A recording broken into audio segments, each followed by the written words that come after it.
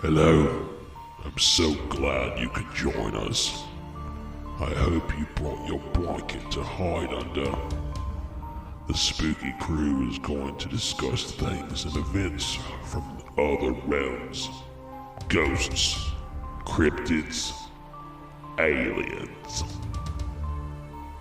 Be sure to hold your blanket extra tight as the boys take you deep into the FearScape.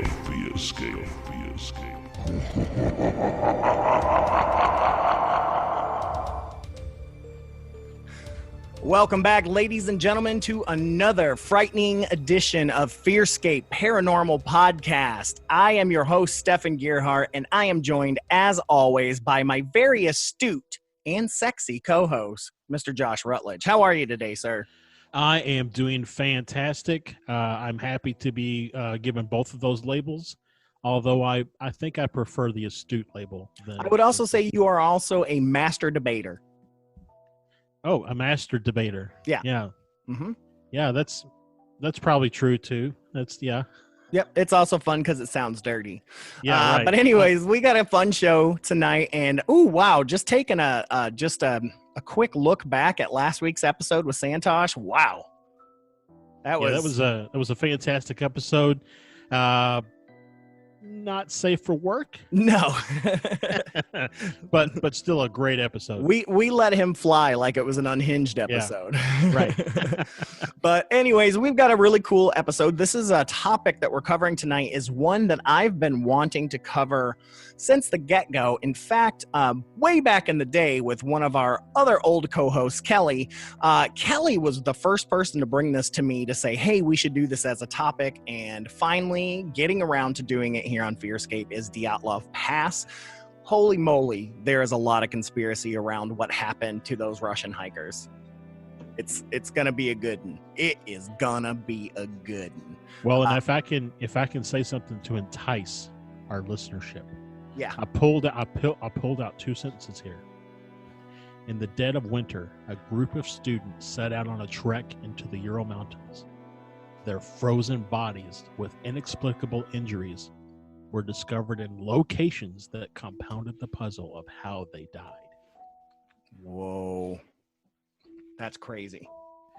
So needless to say, it's going to be a good one. So we're going to get to that. But first, we got to get to our segments. And the first segment, as always, is the psychic word of the week.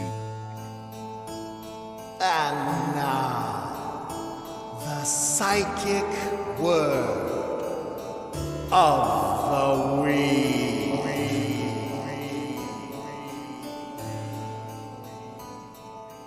That's right. We've got the psychic word of the week from the Encyclopedic Psychic Dictionary by June Bletzer. And before I get to the word, I want to tell you, like, I decided to look her up, and she's written some other things, on the low key.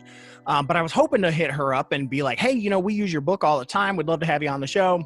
She died in 2003. So sad. So, well, we'll just have to break out the Ouija board and maybe we can have her on that way. Yeah, no. That's ridiculous, but hilarious. And yes. But anyways, so shout out to June Bletzer. Rest in peace, wherever you be. But anyways, this week when I flipped the pages, I landed on the letter E. And the first one that popped into my visage here was evocation.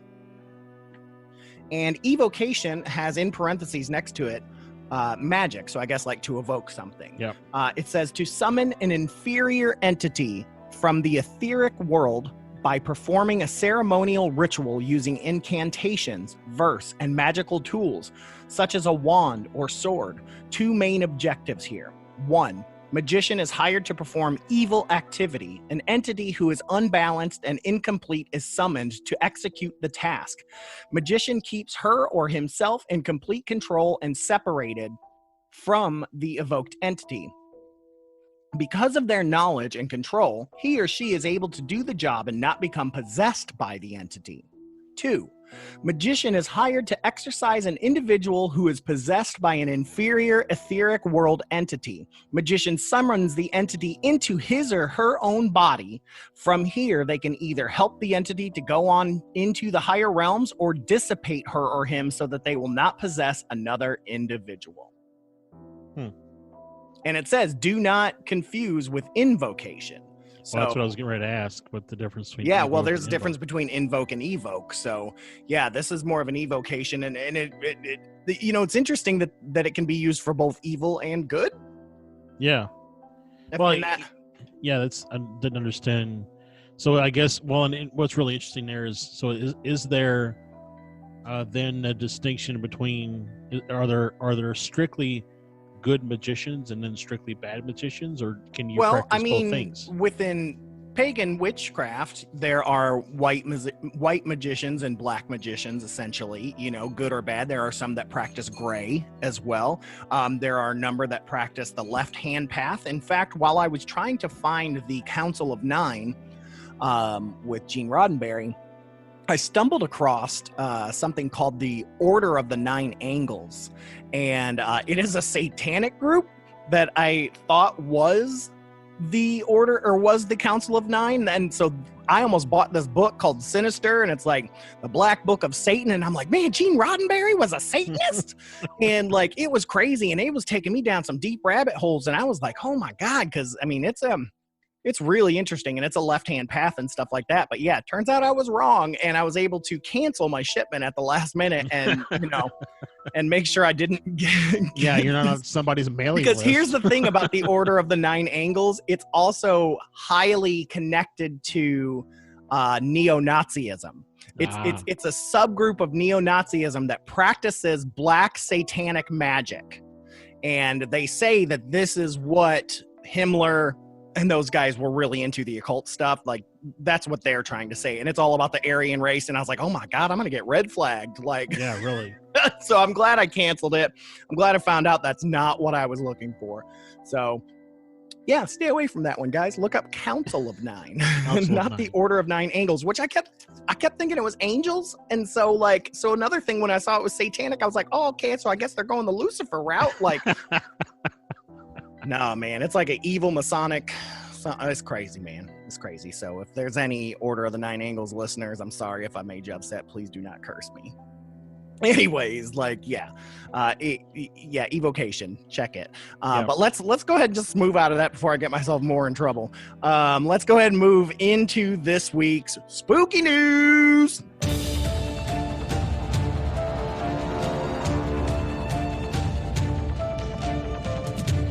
So this week's spooky news is I guess it's more weird and strange than it is spooky, though I guess some people would find this very, very spooky.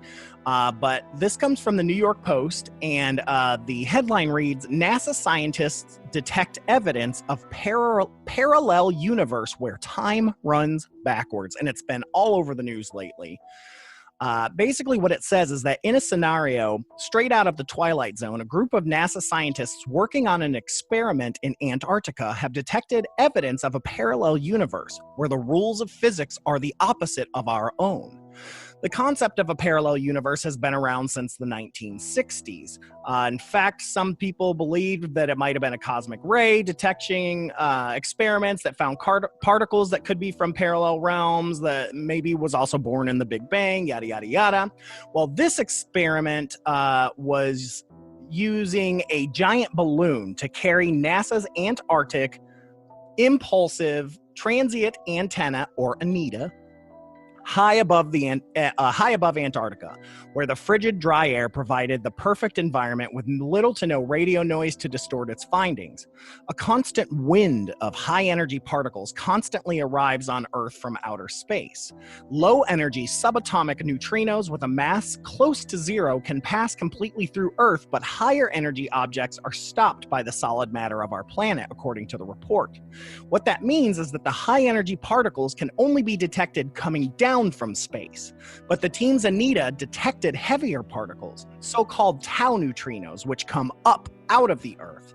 And the finding implies that these particles are actually traveling backwards in time, suggesting evidence of a parallel universe. Principal Anita investigator Peter Gorham, an experimental particle physicist at the University of Hawaii, suggested that the only way the tau neutrino could behave that way is if it had changed into a different type of particle before passing through the Earth and then back again. Gorham is the lead author on a Cornell University paper describing the odd phenomenon, noted that he and his fellow researchers had seen several of these impossible events, which some were skeptical about. He says not everyone was comfortable with the hypothesis. The simplest explanation for the phenomenon is that the moment of the Big Bang 13.8 billion years ago, two universes were formed, ours and one that from our perspective is running in reverse with time going backwards. Of course, if there are any inhabitants of a possible parallel universe, they would consider us the backward one. We're left with the most exciting or most boring possibilities, said Ibrahim Safa, who also worked on the experiment. Very interesting. Very interesting. And I feel like if things are moving backwards, like you're getting some Benjamin Button stuff then, or like Mork from Ork. Well, and here's the thing: so we understand our concept of time moving, what we think is moving forward. If there is life living in that parallel universe, and that's all they've ever known, they wouldn't think it odd. Right, and that's what the article said, is that they would find us odd. Well, and here's something else. This gets more into the spiritual realm a little bit, but what if we're moving backwards? What if death, what we think of death, is really birth into the ether? Now you're getting into Christian theology. Well, I'm not rebirth, so to speak. Well, but just more of a release, if you will, of your energy back into the cosmos. Well, it's funny. It's funny that you said release, because the word orgasm itself, like in the root of French, means little death. Huh. So, yeah. And every time, well, okay, that's all right. I'm about to get into a Santosh episode here. So, anyways, I'm very interested in that. And I love that these people are brave enough to come out and say this, because you heard him say, people are looking at them as being very skeptical. And I mean, they're doing every single bit of research and showing every bit of their findings, and people are still being skeptics about it. So very, very, very interesting. And they were NASA scientists. So this is also very interesting that, they allowed this to come out. I mean, it's just. Well, I thought for sure your Kabuki news was going to be about the Mr. President unveiling his new flag for Space Force. No, I haven't seen that. You haven't seen that? Uh-uh. Oh, yeah. It was. It's not a Star Trek symbol anymore? It is, actually. It's even more so than the symbol?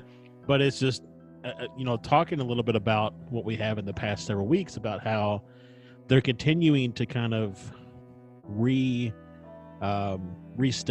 or introduce, if you will, the concept of, we're going to space.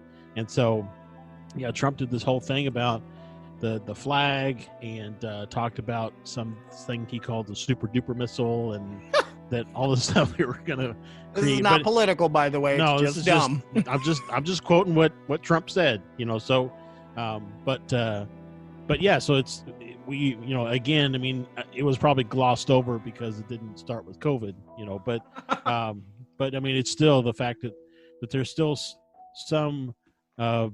some of this type of stuff is still making it into the media, even though if it's not getting shared or widely publicized.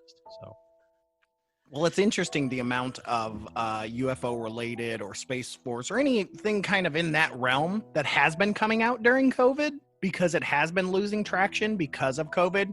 The conspiracy theorist in me is running wild. Anyway, speaking of UFOs and all that jazz, let's move on to our UFO sighting of the week with Josh.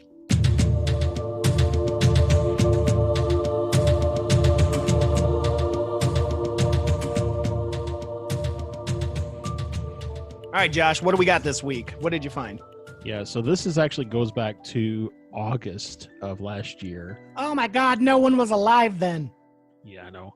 But this actually is from August 17th, which is close to my birthday. Woo!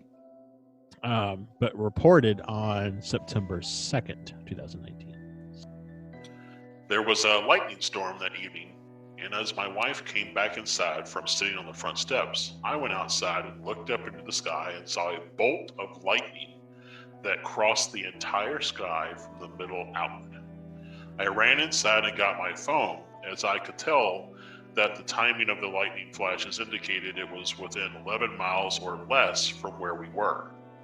I sat patiently with my eyes on the sky while holding my phone with my thumb, hovering over the capture icon, hoping to catch it with my human reaction time. Because my iPhone has 2 cameras, it has a very high resolution, and the screen is small enough that it was really difficult to discern small objects until they are zoomed in. After 30 minutes or so and multiple flashes of lightning, I went back inside and started to swipe through the photos and saw only afterglows of the lightning, where the sky was turned pink at night with every flash of lightning. I deleted at least 15 or more photos as I didn't see any lightning at first. But while swiping from one live photo to the next, I caught something that I did not see at first. My eyes were on the sky the whole time I was taking pictures. I wasn't looking through my camera to take photos, but as the photo slid from it to the next, a short live video clearly showed an object flying from one side of the photo to the other. I went back and forth through the photos and kept watching it over and over again. At first, I thought it was an insect until I went online, found out how to capture frames in a live photo, and caught 3 frames of this object, or whatever it was, flying by. The last photo frame clearly shows an arrow-shaped something that partially invisible wings, and it did not match up with anything I've seen before, and apparently went from a disc shape in the first 2 frames to an arrow shape. I was certainly surprised and was more skeptical than not, and still I remain that this was, as I cannot identify or quantify its existence. I showed it to my wife, who wasn't sure how to react to it other than, "It's a UFO. That's what that looks like to me. Holy shit." I spent almost a half an hour reviewing the short photo video and the pictures before and after it, and saw nothing else, but I knew I caught something, and I'm still not sure what to think about it. Additionally, the sky in my backyard happens to display the strangest weather patterns I've ever seen regardless, so I'm not surprised if it was a UFO or whichever. I'm not sure if this is anything you might find significant, but it was not a bird or a plane or an insect. I am certain of that. I surmise that this was the most logical place to relay this information. I've never reported it in the past. This was my second sighting in my life. Thank you for your time, and maybe this could be of use to you in the future. And this happened in, actually it doesn't say, sorry, Plainfield, Vermont. Interesting. So, wasn't a bird, wasn't a plane, wasn't an Wasn't insect, Superman. wasn't Superman. So yeah, I love his hesitance. Like, I love it. yeah. I just it's something though that has me thinking during storms and things. When a lot of people see UFOs, they're contrasted somehow, right? Mm-hmm. It's like against the blue sky or whatever. So if you wanted to hide, it would be in a thunderstorm. Right. And I Because love that that's what he was doing, is he was looking just for lightning. Right. Yeah. So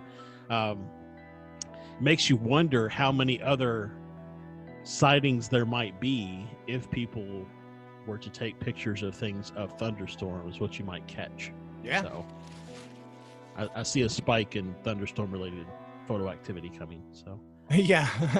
Thank you for listening to FearScape. Yeah. Once again, I like that. I love his hesitance, but yet his resolve that he needed to share this. right. Exactly. Yep. Like, because it was so much to him that this was even his second sighting, yet this is what made him go, I got to tell somebody.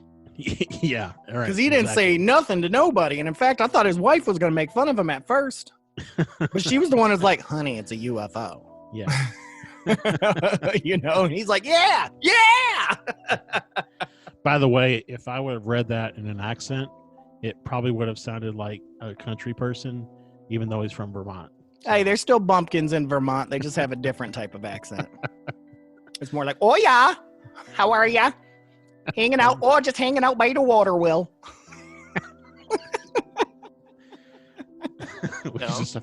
We just offended somebody. I'm sorry. Somebody, my family. That's what they all sound like from up north. All right. Yeah. Thanks for doing the UFO report, man. So let's get into this week's creepy catch up. Creepy catch-up. Creepy catch-up. Creepy catch-up. Y'all, it's creepy. All right, so for those of you that listen and those of you that don't, and if this is your first time, what we do with Creepy Catch-Up is we kind of just share with one another anything creepy or paranormal that has happened to us over the past week as a way to just kind of keep each other in check and see what's going on. So I had a couple weird things this week. In fact, I had one today. Was it today or yesterday? Well, I've already regressed it. So, you've heard me tell tales of when I'm at work, when I'm at the office, I get tapped on the back shoulder a lot. And I always think that it's one of my fellow employees, and there's never anybody there. Well, I haven't had that happen since I've been working at home until yesterday or today or whenever it happened. I was sitting there and I had music going in my earphones, and all of a sudden I feel this hard kind of like tap, tap, tap on my left shoulder. And so I turn around expecting it to be my wife. We're both working from home. No one's there. And I'm like, okay. And then another time this week, this happened 2 or 3 times where I felt the cat kind of move in between my legs. And of course I looked down, there's no cat. 2 of the times they were both just laying on the couch, and they would not have been able to get up there within, 0.1 seconds from when I looked. Right. The other time I just didn't see them anywhere. So that's happened 3 times over the past week. And then the other one's just a really horrible nightmare that I had. I know this isn't paranormal whenever we talk about dreams, but like I had to share it on Facebook because it really just kind of messed me up. It's like I had that dream where you're in high school again and you're the age you are now, that somehow you didn't graduate and after 20, 30 years, you got to go back and you don't know where anything is and blah, blah. It's a different school and I can't find classrooms and all kinds of stuff like this. First day.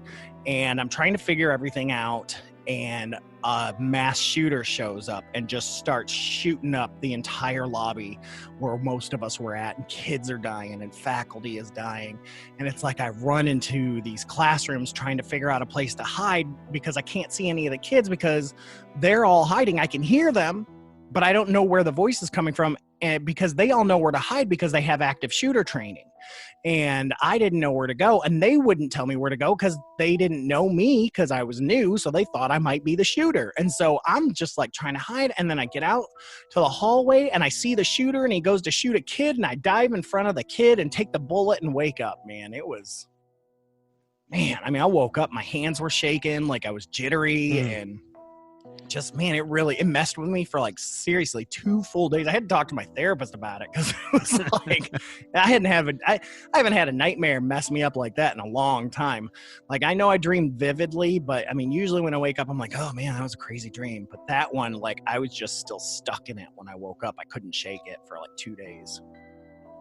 So that's crazy, man. Yeah. So. Yeah, I've had some dreams this week. I guess that'd be my only creepy catch up. You said you had another one though?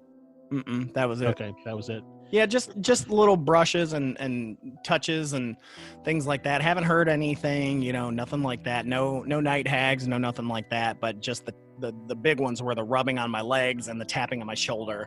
The other ones I can just maybe write off as just like skin jumping, whatever. So when Santosh is on, we were talking to think about how to start a vivid dream. Oh, lucid dreaming. Lucid dreams, excuse me, yes. And he said something about think about a color before you go to sleep, and then when you see that color in your dream, then you can have the realization that it's a dream, and so on and so forth.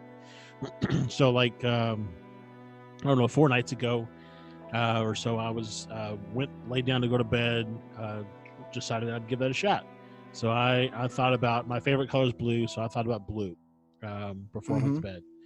And in a dream, I had my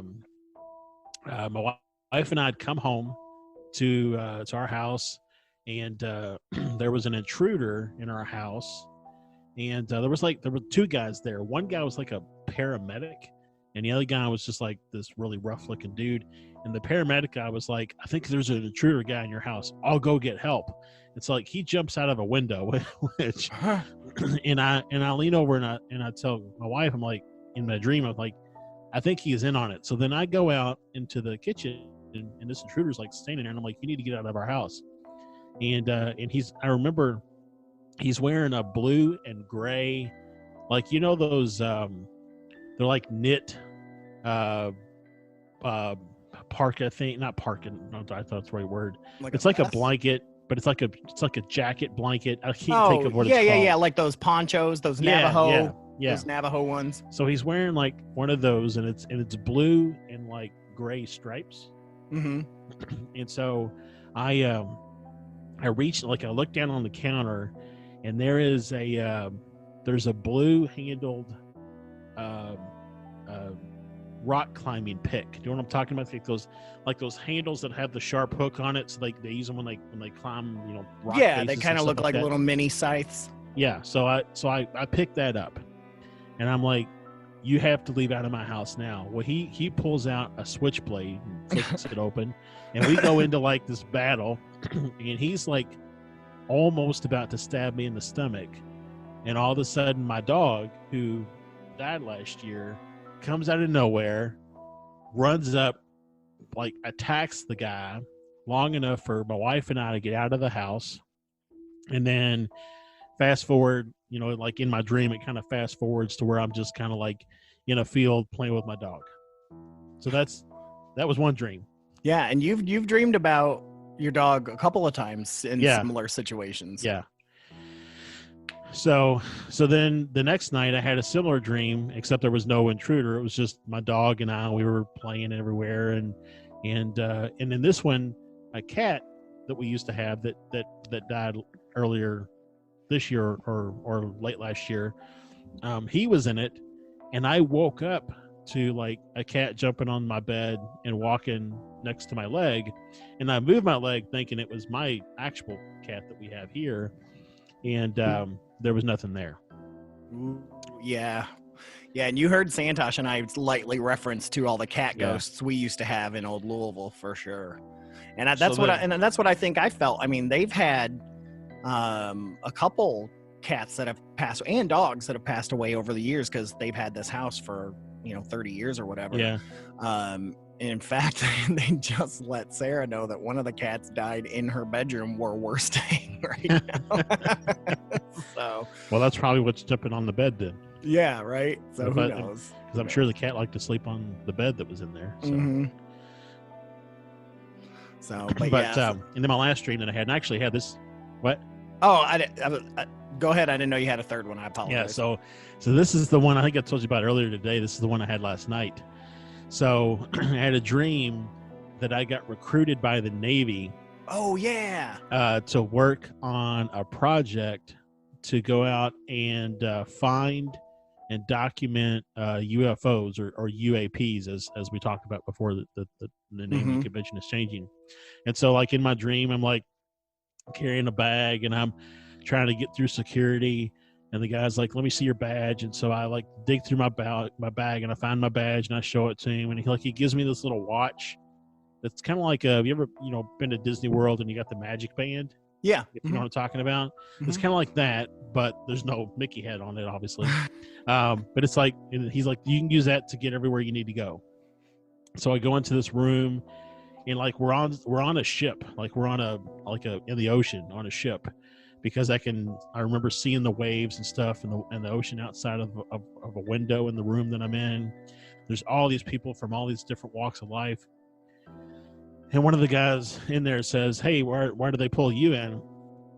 And I said, "I guess they just wanted something like an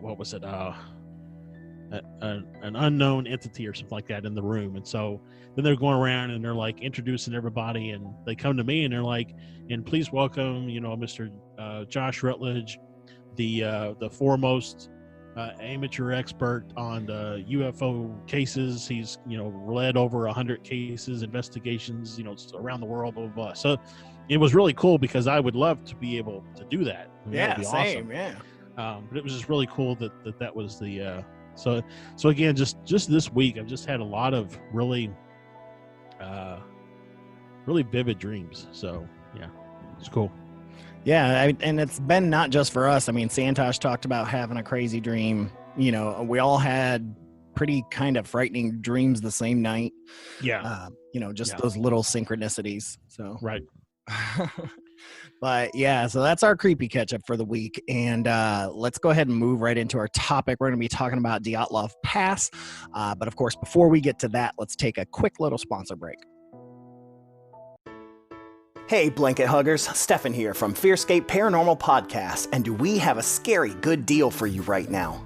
If you head over to fearscapepodcast.com/Gamefly, you can get a 30-day free trial Gamefly subscription on us.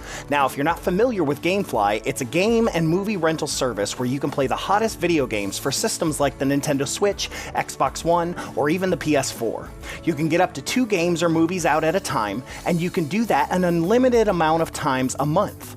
Josh and I love to play our game systems, and I am really enjoying the Final Fantasy VII Remake right now. And if you're like me, games are too expensive to buy and beat in the same weekend. Well, with Gamefly, you can get it and keep a game as long as you need. Then you just send it back and get the next game on your list. So head on over to fearscapepodcast.com/Gamefly today and give it a try. All right, so we're going to be talking about Dyatlov Pass. Like I said, this is one of my favorite things that I've been excited about. I even held off on watching a horror movie called The Devil's Pass that talks about it because, Josh, I prefer my research from you. I prefer to hear things from you and then check what Hollywood has to say. I appreciate that. And let's be honest, Hollywood is probably going to get it wrong. Yeah, especially when it comes to the Russians. Russia and Hollywood do not have the best, relationship. Not like the White House in Russia. Just kidding. I'm not political on this show. No, let's try not to go there. Not political on this show. It's a super duper missile. Let's talk about Dyatlov Pass. So hit it up, Joshy. All right. So on the evening of 23rd January 1959, a group of students, there were 9 of them total, boarded the sleeper train from Sverdlovsk, just east of the Ural Mountains. And I'm just going to give a caveat. There are a lot of Russian and Slavic names in this. And I think everyone will be understandable. And in fact, if you want to say a last name with just the first letter, I don't think anybody will be mad. Okay. The party consisted of 8 men and 2 women. So what did I say? I said 9. There was 10 total. Sorry, my apologies. Igor, the leader. Classic Frankenstein name. Well, I'm going to be honest here. It's Igor. So that could either be Igor or Igor. Well, it depends if you're watching Frankenstein or if you're watching, oh, good God, what's the Mel Brooks one? Son of Frankenstein? Young Frankenstein. Young Frankenstein, yeah. Or if you're watching Young Frankenstein, because then it's Igor. And you threw me off when you said Mel Brooks. If you would have said Gene Wilder, I would have named it right away. But I don't know. Well, he's just an actor. Mel Brooks is a director. I know, but anyways, they're Wolf. So, so Igor or Igor, the leader, was a 5th-year radio engineering student and one of the most experienced athletes in the group. There was also Zenidia K, who was 22 and from the same faculty, Yuri D, who was 21, who was studying power economics, Alexander K, who was 24, studying nuclear physics, Yuri K, who was 23, doesn't say what Yuri was studying, 23, let's see, Rustam S., who was 23, and Nicholas T., who was 23, all engineering students. Yeah, and I mean, this is in the height of the Cold War. I mean, this is when the Red Scare was really hitting hard, was in the 50s. So, and then you've got Lyodemilia. I don't know, but my little brother's going to be mad. You know, he speaks Russian. Well, I mean, there's just a lot of consonants. That's all. Yeah. 20, and Yuri Yudin. I got that one. Yuri Yudin, who was 22. We're both studying economics. Simeon Z., who was a 38-year-old sports instructor who had fought in World War II, was the odd one out. Yeah, so he was much older than everyone. So Ludmila was the youngest skier, had the reputation as a stern, somewhat humorless member of the Komsomolsk Young Communists. But reading her diary, it sounds as if she was enjoying the adventure and beginning to lose her neat blonde plaits. Right, because they were trying to go out to kind of like prove a point, right? Like that was part of this. Yeah. So here's a quote from her diary. In the train, I was saying... I'll read it right. Yeah, you can do it that way. You just got to warn me. So do it again. Do it again. I'll slap some sound good on it. I don't know if I can now. All right, here we go. In the train, we all sang songs accompanied by a mandolin. Then, out of the blue, this really drunk guy came over to our boys and accused them of stealing a bottle of vodka. He demanded it back and threatened to punch them in the teeth. But he couldn't prove anything, and eventually he got lost. We sang, and no one even noticed how we slipped into discussion about love and kisses in particular. Is that better? Yeah, it was much better. I had to not laugh, especially when you said, punch them in the teeth. All right. You punch them in the teeth. Well, I didn't want to come off sounding like Dracula, so I didn't. Which is what I just did. Yeah. Blah, we're in Russia. So, Zenadia, an outgoing, energetic, and one of the university's most popular students, wrote to her family from the city of Serov, a stop along the route. And this is what she said. We are going camping. 10 of us. It's a great bunch of people. I have all the warm clothes I need, so don't worry about me. How are you? How is the cow? I love her milk. So I don't know why she has a British accent. It must be. They must be Roman if they have British accents. It must be. Well, what's the movie with Jude? Jude Law. Were they're Sky Captain? No, were they're like in Russia and they're part of the Russian army during World War II, and they didn't bother like changing anybody's accents. Oh, I don't know. I don't watch that communist garbage. Okay. That was my grandpa coming out of me. No, wait, what I was laughing at was not your accent, but oh, how I missed her milk. So they spent the night there on 25th of January before getting a lift by truck to a logging base called the 41st Settlement. The students enjoyed chatting to the lumberjacks around a warm stove and discussing their favorite films. Xena wrote another entry in her diary. It turns out that this is our last day of civilization, and the last chance me and Luda had to sleep in beds. Tonight, we are going to be in a tent. Weighed down with their rucksacks as they followed the river valley and hunting tracks of the Mansai, the indigenous people who lived in this area. Right, now this comes up a lot in the mystery. This people. So the group hired a horse-drawn sled to carry their supplies for the last 15 miles to the abandoned North 2 mining settlement. The going was tough, and the strain became too much for one member of the group, Ural Mountains. is leaving us today, wrote Zanadia in her diary. Sorry, I should have done voice. His sciatic, so that's probably why you thought it was 9. Yeah. Yeah. So his sciatic nerves have flared up again, and he has decided to go home. Such a pity. We distributed his load in our backpacks. The economics student felt so unwell that he returned on the sled. He was sorry to leave his friends, but it was the decision that saved his life. So this is before he even got there, man. Like, Yeah. that's what I was about to say. God, could you imagine the survivor's guilt he probably has Oh, or wow. had? Yeah. So after Ura Yudin left the group, the students continued towards their goal to Mount Ortorton. The mountain's name means "don't go there" in the language of the Mansai. Mansai are also reindeer herders, in case anybody was curious. Yeah, it's very interesting. I mean, you look at these people and compare them with cultural practices as well as kind of facial shapes, and you can see a lot of this in Native Americans. You can see that a lot of these people and the Mongols are the ones that cross the Bering Strait to get to North Inuit, America. the Inuit really look a lot of Yeah, very much so. And a lot of these same practices. I mean, reindeer herders even, Yeah, right. Very, very interesting. Better than Nerf herders. Yeah. Oh, God. They're so scruffy looking. Yeah. But in the 1950s, the Mansai weren't the only people living there.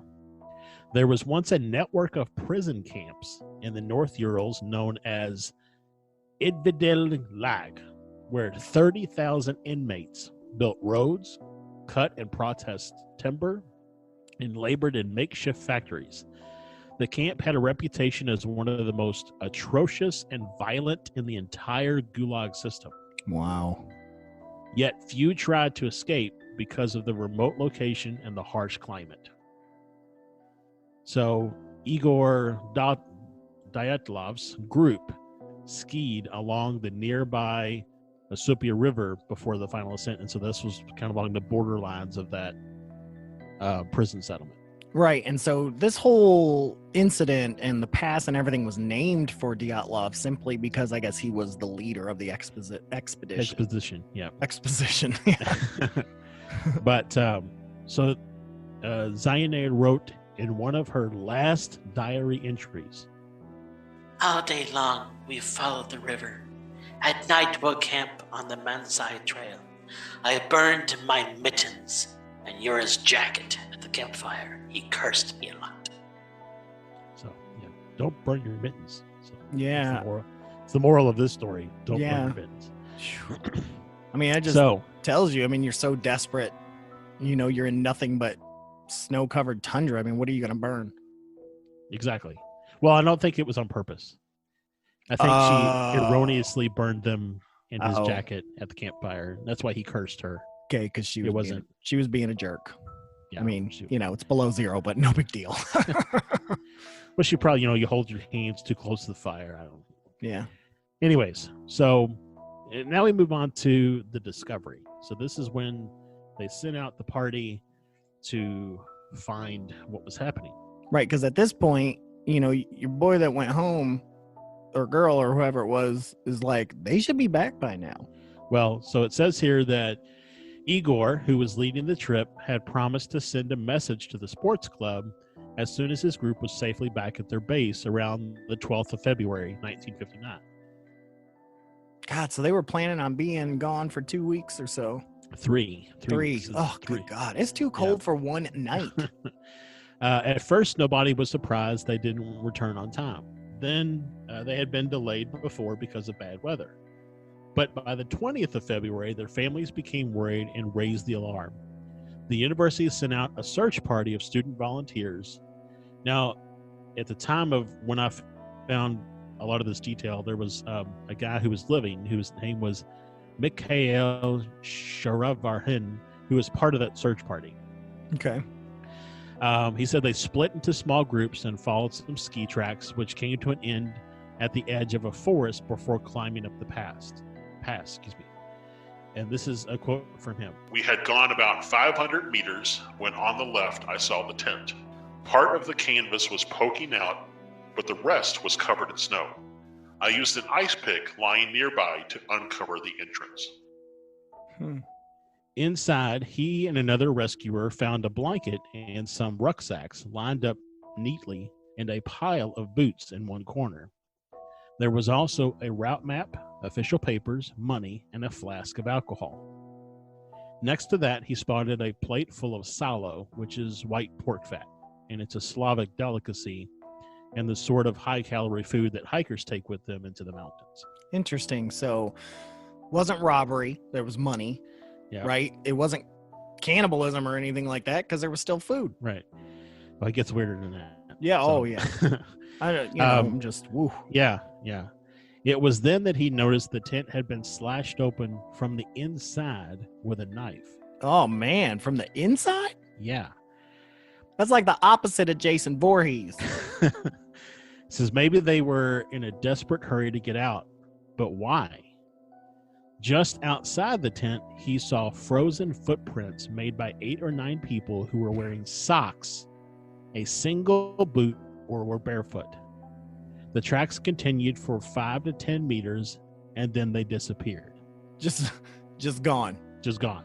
God, that's so weird. So it's like you watch Blair Witch Project. I mean, she scooted out of that tent. So it's like, when she got scared. So it's like, I get that part. They're like, we got to go. And that's why they're socks. But like, just disappeared. It's like, and yeah, you could be like, oh, the snow covered it up. Well, why didn't it cover up the other tracks? Well, and it says that at the time when all this was going on, it was minus 20 Celsius outside, which is minus 4 in Fahrenheit. It's pretty damn cold to go out with just socks and bare feet. So. Oh yeah. But what I'm getting as the disappear part. So like now this is making me feel like abduction, UFO abduction. Right. So the group skied down the hill to tell the others in the search party what they had found, and then they sat around the campfire for their evening meal. Shavarin produced the flask of vodka that he had found in the tent and proposed a toast to the health of the Dyatlov group. Oh Lord, that's kind of rude. Now, here's a quote from somebody else in the group. Or sorry, this is a quote from the guy who was in the party. We shared it out between us. There were 11 of us, including the guides. We were about to drink it when one guy turned to me and said, "Best not drink to their health, but to their eternal peace." Ooh, so he was already like, they're dead. Yeah. Because, if they left their food behind and their shoes behind, at that point, they ain't got no feet. So after they went back in camp, they went back up the next day. They'd already found the tent. And it says, we approached a cedar tree. When we were 20 meters away, we saw a brown spot. It was towards the right of the trunk. And then we got closer. We saw 2 corpses lying there. The hands and the feet were reddish brown. One of the 2 bodies was Ura D. Next to him was Yuri K., who played the mandolin and loved telling jokes. He had bitten off a piece of his own knuckle. Both men were stripped to their underwear. Closer to the tree, the search party saw the remains of a campfire and thought it looked as if somebody had climbed a tree to break off lower branches to use as kindling. Igor was found next. He was dressed, but shoeless, lying face down in the snow, hugging a birch branch. Zanaida K. lay nearby, and from the position of her body, it seemed as if she had been desperately trying to scramble back uphill towards the tent. There was a long, bright red bruise on the right side of her torso, which looked as if it was made by a baton. Officially, it was stated that the skiers had died of hypothermia and frostbite, but some of the other bodies had serious injuries that had nothing to do with them being too cold. Well, even then, why were they naked? Like those ones, why were they naked? Right. I've heard that, the body heat is much better if you've got wet clothes, but just the way that it was situated, that doesn't seem... So, so I have a theory, which I'll get to at the end. But part of my theory is that, so those 2 guys that they found first, they might have been the first to die, and then the others stripped their clothes off to burn, to have heat.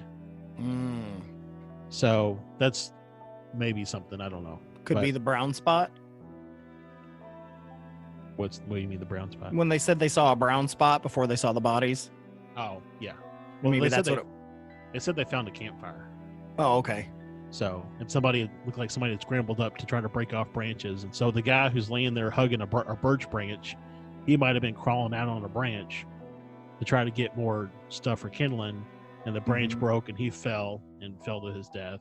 Right. And so, there's probably some, yeah. But anyways, I got a whole theory on this. So we'll get to that in a minute. So, Rustam Slobodin, a long-distance runner and one of the shyest in the group, was found on the 5th of March. So again, they sent out the search party on the 20th of February. Right. So on the 5th of March, he was found with a fractured skull. His body was better dressed than the others found so far. He wore a long-sleeve undershirt and sweater, 2 pairs of trousers, 4 pairs of socks, and 1 felt boot on his right foot. His watch had stopped at 8:45 a.m. That's a classic.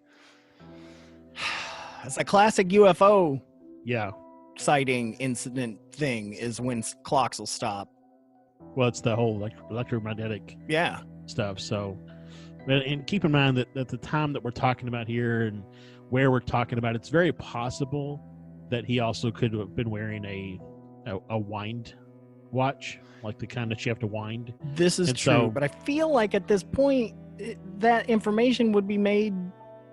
Not if it was standard issue at the time, like if that was just the standard.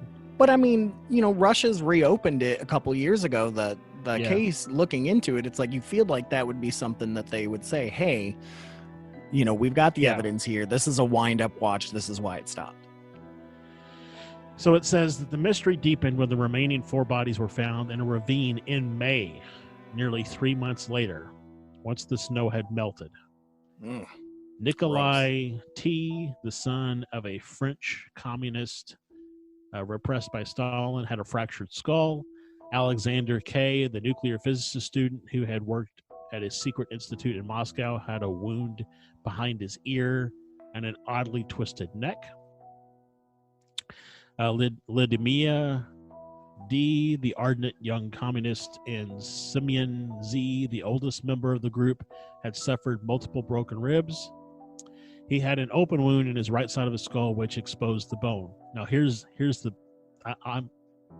there was another gruesome detail. Both had empty eye sockets, and Lidimia's tongue was missing. Okay, I mean, this is getting real Lovecraftian. Like it's getting like crazy, like Event Horizon crazy. Yeah, I know. So here's another quote from the people who helped find everything. So, what went on up there is hard to say. The families were told, "You will never know the truth, so stop asking questions." Classic move from the KGB. Since the students' bodies were found with strange injuries, people could not accept that they had simply perished from hypothermia and immediately questioned what or who was responsible. At the time of the deaths, accusing fingers were initially pointed at the only other people living in the region, the Mansai, one of the 45 indigenous peoples living in Russia. The Mansai had survived over the centuries by hunting, fishing, and reindeer herding. One of the tribesmen for the Mansai, a man named Valerie, said, Soviet investigators were convinced we Mansai must have killed them. So many people around here were arrested, and a woman from another village who is no longer with us used to say that the secret police tortured them. I don't know if that's true, but they were certainly interrogated for weeks. Eventually, the Soviet authorities were unable to find any incriminating evidence and flew their helicopters to the Mansai villages to ask it once again for help. And this, Valerie says, thanks to our guys, the remaining 4 skiers were found in May. That's pretty audacious to basically torture people to give you information and then say, hey, by the way, can you help us find the other people who are missing? Right. Um, Oh, God, there's a picture of, so there's tons of pictures, but there's a picture of the two guys with nothing in their eyeballs. Oh! well, and I mean, animals, when they eat stuff like that, they go for the soft stuff. Well, why wasn't everybody else's eyeballs gone? Well, that's true. And why was girl's tongue gone? Tongue gone, yeah.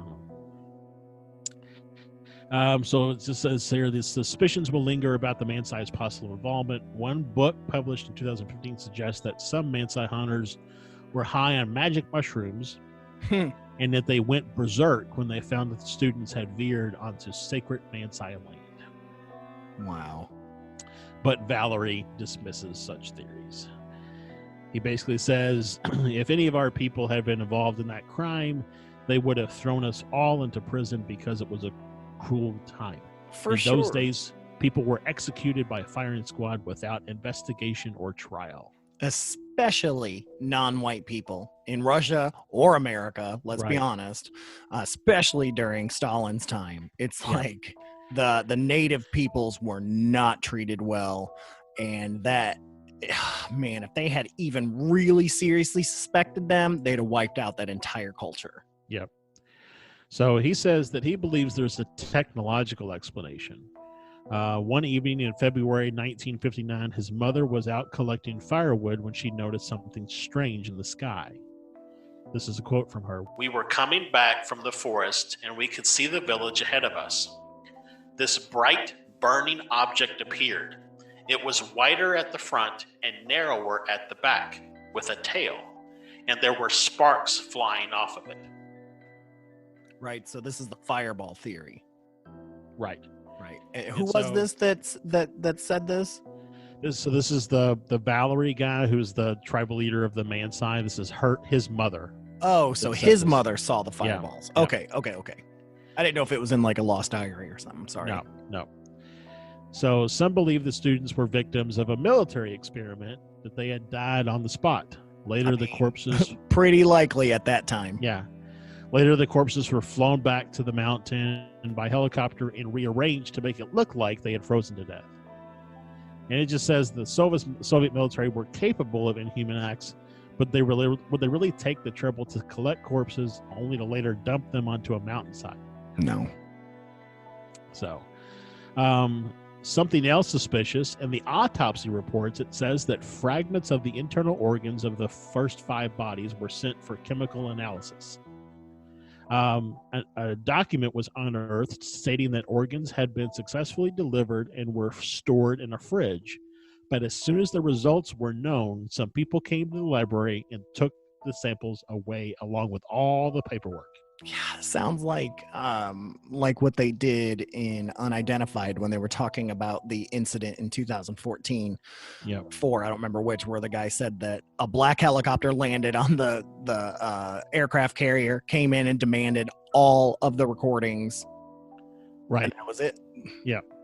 And so one person speculated that maybe they were affected by poisonous rocket fuel. There have also been conjectures about shock waves from low-flying jet or a strange tornado-like wind, which terrified the students and forced them to run semi-clad into the snow. Others believe that the violent injuries they suffered were caused by a Russian Yeti. Now, that is the one that I have heard the most, is that it was a Yeti. And the major evidence for this is a blurry photo taken by one of the students of what appears to be a supernaturally tall figure behind a tree. And Stefan, I sent you that photo. Yeah, and I'm looking at it right now. It's creepy, man. Like, it's... I mean, it doesn't... At first, I was... It's just crazy. It's clearer than most of the Bigfoot footage that we have, and this came from dead people's cameras. Right.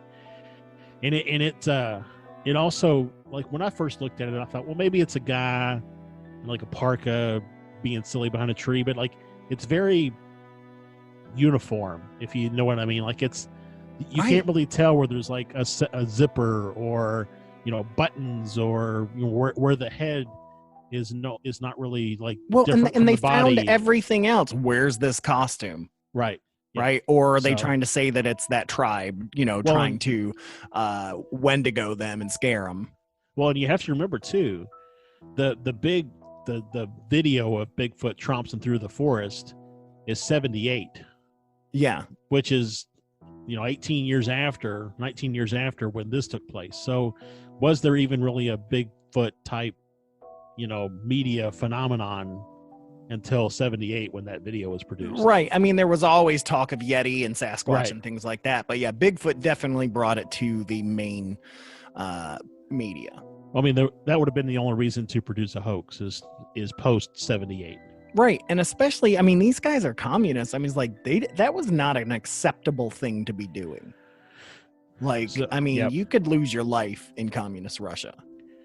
So it says that there are about 75 different theories as to why or what happened. One of them is we really didn't touch on. We touched briefly on, but it's alien abduction.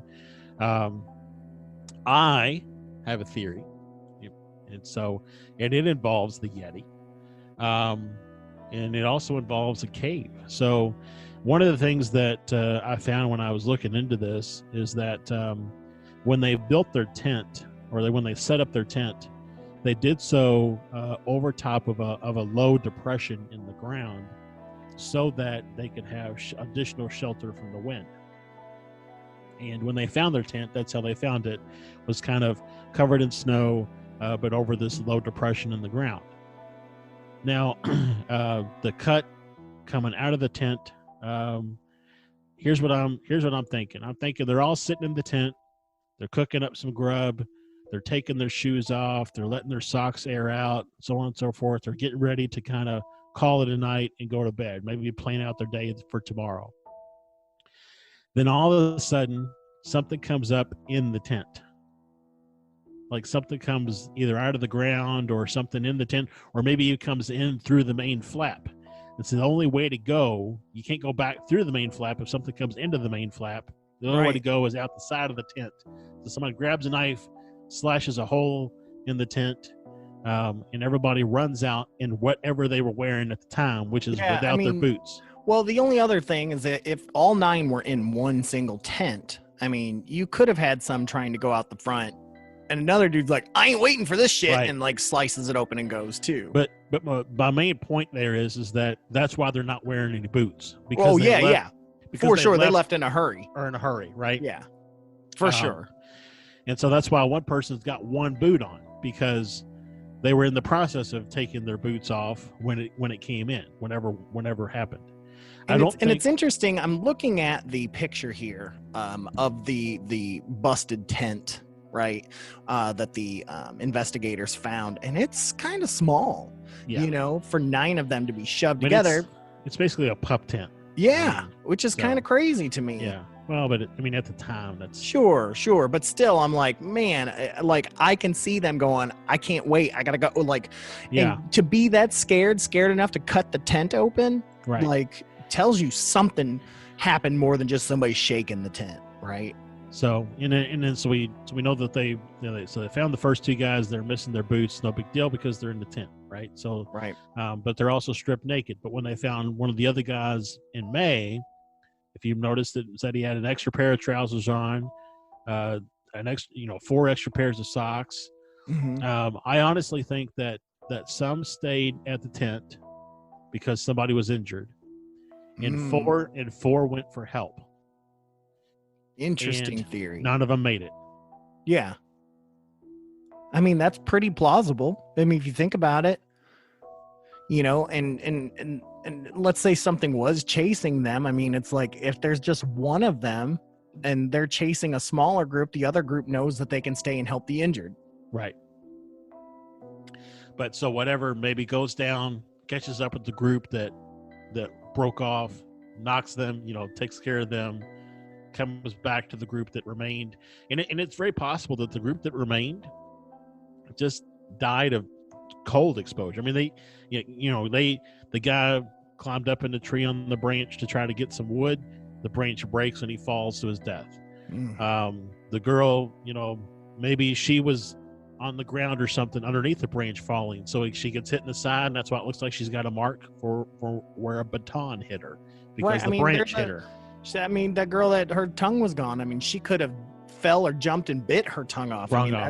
That's a possibility. I mean, so I'm not necessarily saying that it's not paranormal, but there is some other things that could have happened that would explain a lot. Nothing, I don't think, really is a strong explanation as to what would make them leave the safety of a tent barefoot in such ice cold, right, and then not go back to the safety of the tent once they were maybe clear that whatever the danger was had passed. Well, I mean, dude slashed it up.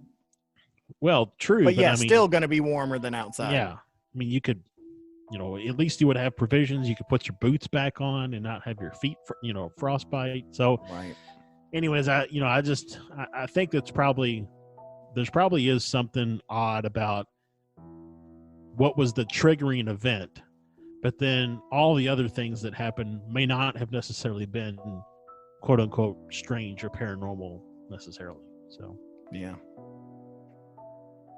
Again, like I tell people all the time, it's just my 2 cents or 4 cents with inflation. Yeah. It's just so interesting to me because there is so much evidence in this case for them to have no earthly idea what happened. So much between clothes and bodies and diaries and pictures and just, I mean, so much stuff. So you mentioned earlier that they reopened the case. Yeah. So they reopened the case. The one guy who, early on bowed out because he wasn't feeling it, went back home. They exhumed his body, and they were working on getting some of the other bodies exhumed as well. And they were supposed to have the results of the case in September of this year. So it'll be interesting to see if there's anything more that comes out of this in September of this year. I know I'll be looking, man. I know I'll be looking. And it's interesting because they reopened the case in 2017, I think. Yeah. And earlier that year, there was a Bigfoot sighting around the same area. And I'm wondering if that's one of the reasons they decided to open it back up. Yeah, maybe.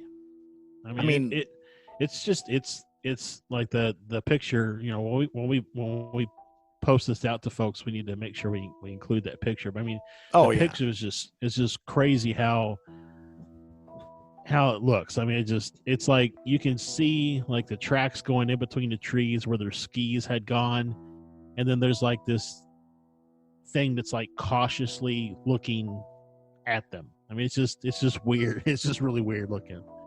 So yeah, it's definitely an odd picture for sure.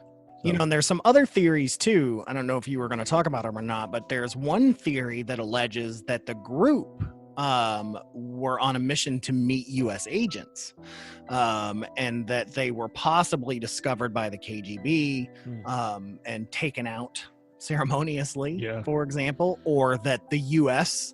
had done so. That was also a theory, that the U.S.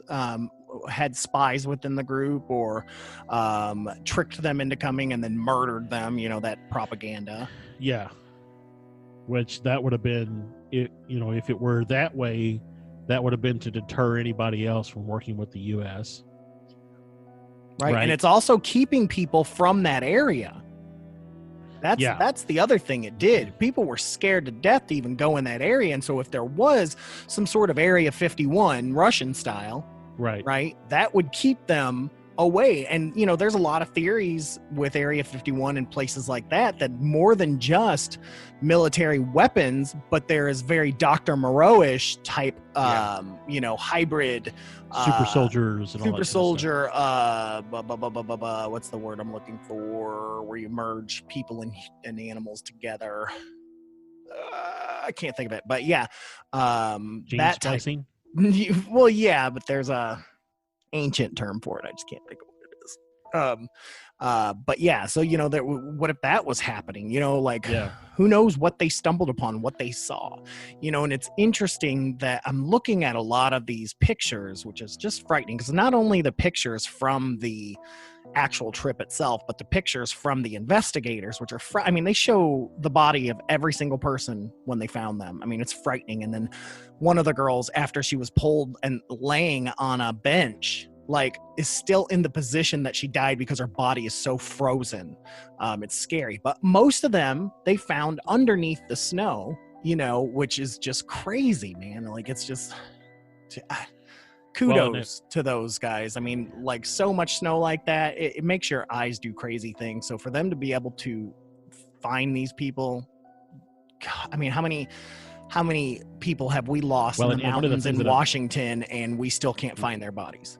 Right. Well, and one of the things that I found when I was looking through everything is, you're talking about people weren't really allowed to go into the area. After this all happened, the Mansai weren't allowed to do any, like, hunting or any of that kind of stuff in this area for 4 years. And it's weird that it's such a precise, 4 years. I mean, it's just, why not 5? Why not 3? Why not 10? You know, it's just, yeah. A lot of skeptics will say that brown bears are from that area, and therefore it must have been a brown bear. But it was February; they don't come out. You know, they're hibernating at that time. Right. But something else that I found very interesting is they talk about that the skiers were known to be intrigued by Yetis or abominable snowmen. And in fact, one of the diary entries from the group states, lately, it says, lately, there has been a lively discussion about existence of Yeti in scientific circles. According to latest data, Yeti live in the North Urals near Ural Mountain. So they were apparently talking about it, like, you know, either beforehand or after they were, you know, like, that they were interested in that. So, I mean, there's that, you know, that skeptics will go, well, see, they planned it. Yeah, they planned their deaths. Cool. Yeah, that doesn't make any sense. Some Charles Manson stuff, I guess. But, you know, I mean, it's just very, I don't know. There's a lot of different theories and a lot. And I wouldn't say a lot, but quite a few of them are plausible. But I mean, and it also is very fortuitous, I think, that this actually has a Yeti component, because you and I have been talking a lot about Yeti and Sasquatch lately. So it's just, again, it's just odd that this happens to be right. And we've even got some interesting guests coming up in the next few weeks discussing some Sasquatch stuff. So very unintentionally synchronistic.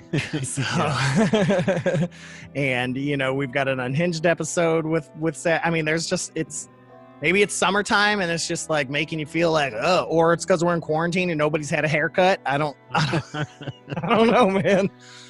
I don't know, but man, summertime. Right. Yeah.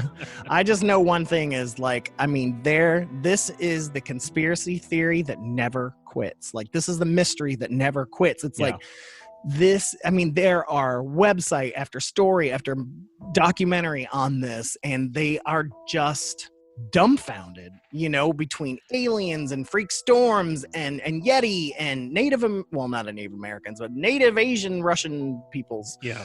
You know, it's like, there's so many things. Like, it's just crazy, because in these instances, if you think about the Donner Pass, right, is cannibalism. And that was not here. No. You know, they still had food. They would not have frozen to death like that had something not happened. Right. Because they could have kept together warm. They still had food. They still had things to burn. Like, this is why it's such a mystery. It's not like they were at the end of their rope. They ran out of food. They got lost. They couldn't find their way back, yada, yada, yada. No, something crazy happened to them in a tent that they felt afraid to go back to. Like, that's what's happening here. Like, that's what's going on. And that's what makes this story so intriguing, as well as that strange picture. Everything about this is strange. And then you add in the native story of the fireballs, and then just the idea that communist Russia at the time was experimenting with things just like we were. Right. They had nuclear testing that was going on and hidden all kinds of stuff. I mean, and then even then you think about the Tunguska incident that happened in Russia, probably not far from there. Siberia is, you know, north of there. Something similar could have happened. Who knows? I don't know. It'll be interesting. I hope something comes out of that testing in September. Yeah, if nobody in a black helicopter swoops in and Right. whisks it right. Right. Oh, yeah. I don't know. But man, I'm going to be keeping an ear close to this story. And I love that after 60 years, it's still active. Like, it's still something that intrigues people. It kind of falls into that Roswell incident, like it that level of curiosity that still exists. And in another country, which, most people are very nationalist in their kind of news and mysteries. They kind of don't tend to look outside of their own country, but this is one that definitely crosses borders. It's been very, very interesting. And I'll just add, because I'm building a case here. There are caves in the mountains of where Dyatlov Pass is. So. Well, yeah, I mean, pretty much anytime there's a mountain, there's going to be caves. The mines of Moria, man. Like, but the whole it comes from the caves, right? The ultra-terrestrial theories. For sure. Who knows what's in those caves, man? Whether ultra-terrestrials or military something or other, who knows? Yep. I don't know. But so we got anything else on that, or is that kind of wrap it up, Josh? That's kind of wrapping it up. Yeah, like I said, we could find a million other theories from theorists and things like that. But just this whole story is frightening. And at the end of the day, these were 9 human beings that were scared out of their minds and froze to death, if not died horribly from something else. So. Yeah, so I have two main fears for dying. One is to drown or suffocate. Same. And then the other one is to freeze to death. That's funny because mine is to burn to death. Like, it's the opposite. Well, I've heard though, when you freeze to death, you just basically go to sleep and you don't wake up. Right. That's what I'm saying. Like, they ain't no sleeping when your skin's on fire. Yeah. Like, I don't know, but yeah, scary stuff, man. Whew. All right. Well, let's get moving, and let's get into our listener story of the week. While we wrap this, I'm just still, man, that's a heavy topic, man. Well, this story comes from, I believe we may have had a story from her before. I'm not 100%. And if you're hearing this and this is your second story, I'm sorry. But this is from Heather Keil Johnson from Haunted History of Kentucky. And this week we have a good friend of ours, Victoria Wagner, who is going to be portraying Heather Keil Johnson on this one. So let's go ahead and take a listen to this.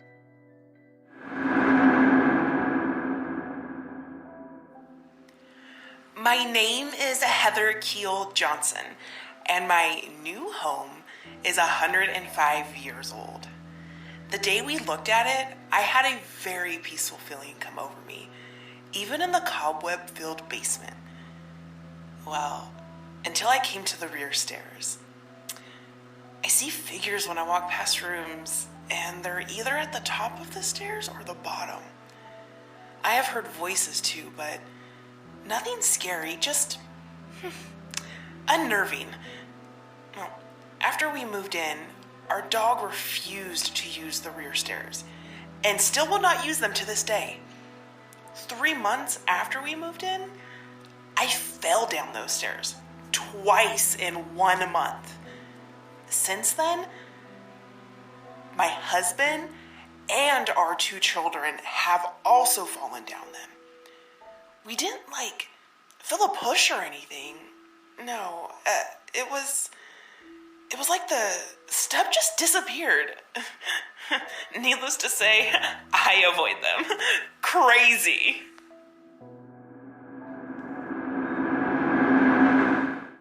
Yeah, I mean, sometimes you just, you feel something ahead of time. Yeah. And then if you catch your dog doing or cat doing the same thing, you're like, it's almost like validation. Right. Yeah. And something I've said for a long time, like, you want to know if your house is haunted, get an animal. Yeah. Seriously. I mean, even birds know, man. It's just, it's just crazy. And then, I know that feeling as I have, man, one of my biggest fears is falling, especially downstairs, because I have many times throughout my life. And it has been from feeling something push me. It has been from feeling as if a step disappeared. It's like I have had that happen to me multiple times. And I totally understand that, Heather. And God, that's horrible. Yeah, I don't. I can't imagine falling down the stairs once, let alone a couple times. So. Well, and then, having to be afraid that your children, and she said they fell down the stairs too, and her husband. Right. So, yeah, crazy indeed. I'd probably replace the stairs. Right. Yeah, that would be my first thought too. I mean, like, it's 105 years old. Maybe there's a trick stair. You always see that. Oh, watch out for that first step. It's a doozy. Bugs Bunny cartoons. Right. But I mean, sometimes you just know. Sometimes and like I said, man, a dog knows. And I'm willing to bet, especially because I think this is our second story, that other things have happened. So it's like, I bet you there's more than that. So. But thank you so much, Heather, for sending in your story to us. You all can send in your stories to us. Anything that you've had, just like listen to our creepy catch-up, even like a small piece of something like getting tapped on the shoulder. Let us know about those stories. Anything paranormal, UFO related. Have you seen something strange in the sky that you didn't know what it was? Let us know. Maybe a Yeti sighting, a Sasquatch sighting, any of those things. Email us those stories. Even a local legend. Like if there's a legend in your town that you don't think that we know about, an urban legend, let us know. We want to know. And send those to fearscapepodcast@gmail.com. And while you're out and about, make sure you're checking out our social media, and you can find all that on www.fearscapepodcast.com. And there you'll have access to our Instagram, our Facebook, our Twitter, and FearScape Media, which is our YouTube channel. So check all those out at fearscapepodcast.com. And there's some other things on there as well, Josh, isn't that correct? Yeah, you can check out our store. We've got some really awesome t-shirts, and most of our designs that we have for t-shirts you can get on all kinds of other things like mugs and bottles and tote bags. We've even sold some stickers. Like some people have bought some stickers of the stuff that we've made. Yeah, so you want to put a sticker on your car or on your laptop, right. Or your tablet like I got. And we also got on the website, you can get to our Patreon page. And so there, if you like the content we bring to you and you want to support us monthly, check that out. It's I think the lowest tier is like maybe around $5 or so, and then at the higher tiers you get really good access to an exclusive Facebook page as well as a free T-shirt. That's right. All sorts of great stuff. And, make sure to check out Gamefly as well while you're out there, and then anything else that we always talk about. But other than that, we want to get out of here. But Josh, it's a pleasure. It's always a pleasure. Yeah, it's one of my favorite times of my week is doing this show. Me too, as well. Not just you, but everybody that tunes in and sends us great, messages and responses to everything. We love you guys so much. You are indeed the best blanket huggers on the planet. But we got to get out of here because it's late. But so until next time, guys, we got to get out of here. My name is Stefan, and I will catch you on the flip side. This has been Josh. The truth is out there. And remember, folks, hold those blankets extra tight because things tend to get spooky when you listen to FearScape. Good night, everybody. Good night. I'm so glad you were able to join us for that horrifying discussion. I hope they didn't frighten you too much. Tune in next week for even more research into the nightmarish and haunting creeps and spooks that we tell ourselves don't exist, but we know they do. Make sure you have your blankets, that you hold them extra tight. Next time on FearScape.